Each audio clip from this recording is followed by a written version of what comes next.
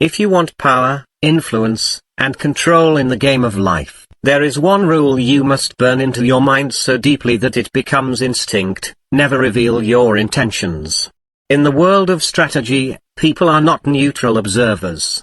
They are competitors, critics, opportunists, predators. The moment they understand what you want, they begin to calculate, to interfere, to block, or to outmaneuver you. The human mind, when it sees the direction you're heading, can prepare defenses long before you arrive. So why would you give them that advantage? This law is not about lying for the sake of lying, it is about protecting the process of your moves until they are too far along to be stopped. The truth is, transparency is a modern myth. We are told to be honest, open, to share our thoughts and feelings as if the world is filled with goodwill. That is the language of the weak. Those who rise to positions of true influence are not broadcasting their next step, they are hiding it behind layers of misdirection. Think of a chess game: if your opponent knows your plan in advance, they can prepare the perfect counter. Concealment forces them to respond to what they see, not to what you intend. There is a reason the great generals in history, Napoleon, Alexander, Sun Tzu's disciples, used deception as their weapon. They understood that secrecy is not paranoia, it is a shield. Your intentions are like seeds: if you expose them too early, others will trample on them before they sprout. But if you protect them, water them, and let them grow in the shadows, by the time the world sees the plant, its roots will be too deep to pull out. Consider history's master manipulators. Bismarck, the 19th century Prussian statesman, would appear to agree with everyone in public debates. People assumed he was harmless, undecided. But privately, he was moving alliances, pushing legislation, manipulating the chessboard of European politics. By the time his true aims were clear, the machinery was already in motion, and no one could stop it. Or take the example of P.T. Barnum, the great showman. He never announced the details of his acts in advance. He let rumors swirl, allowed curiosity to grow. People came not just for the show, but to discover the mystery. He understood that concealment builds anticipation, and anticipation is power. Concealing your intentions does not always mean saying nothing. Silence is powerful, but sometimes too much silence makes people suspicious. Instead, you give them something: false trails, decoys, a version of events that is believable yet incomplete. You feed their curiosity with harmless details, while your real goal remains invisible. A master of this law knows how to speak without speaking the truth. The key here is control: control over information, over perception, over narrative. Let's be clear, this is not about becoming a cold, robotic manipulator. It's about survival in a competitive environment.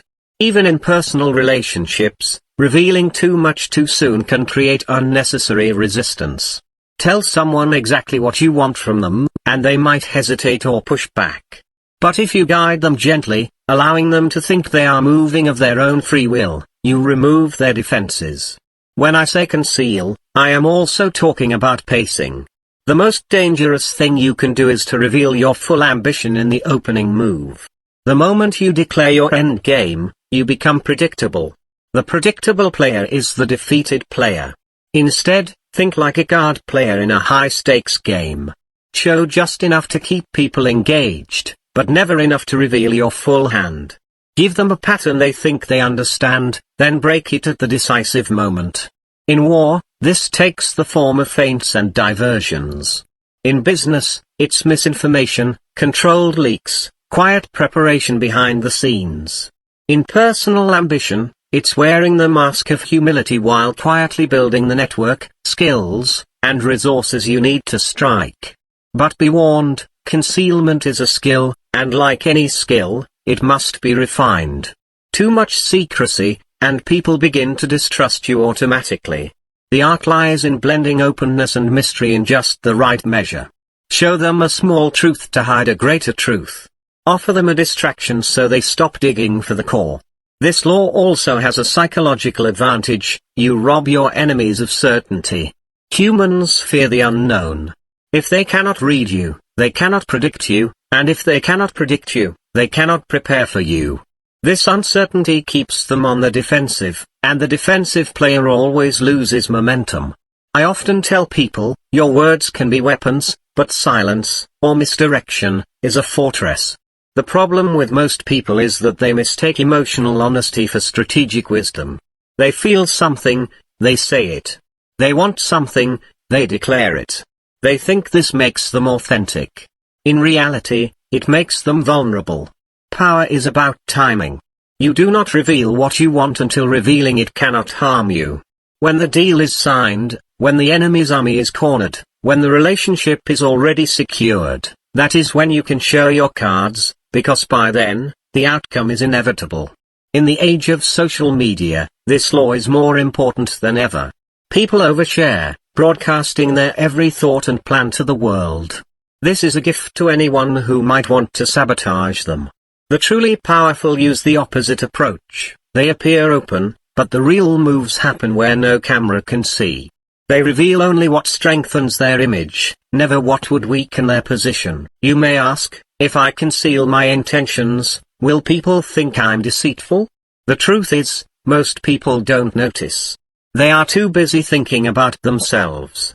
The average person is not studying your words with forensic detail.